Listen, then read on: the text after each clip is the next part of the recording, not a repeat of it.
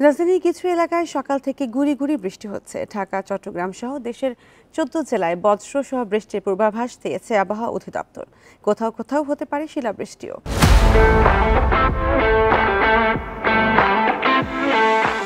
এ সময় বাতাসের গতিবেগ ঘন্টায় ৪৫ থেকে ৬০ কিলোমিটার বা এর বেশি হতে পারে।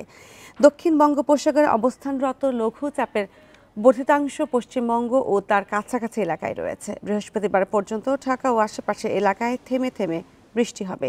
দিন ও রাতের তাপমাত্রা ১ থেকে ২ ডিগ্রি সেলসিয়াস বাড়তে পারে। এদিকে রংপুর, দিনাজপুর, টাঙ্গাইল, ময়মনসিংহ, কুমিল্লা, নোয়াখালী, চট্টগ্রাম ও সিলেটের ওপর দিয়ে অস্থায়ীভাবে দমকা বা ঝোড়ো হাওয়া ও বজ্র সহ বৃষ্টি হতে পারে। এসব এলাকায় নদীবন্দরগুলোকে ১ নম্বর সতর্ক সংকেত দেখাতে বলা হয়েছে।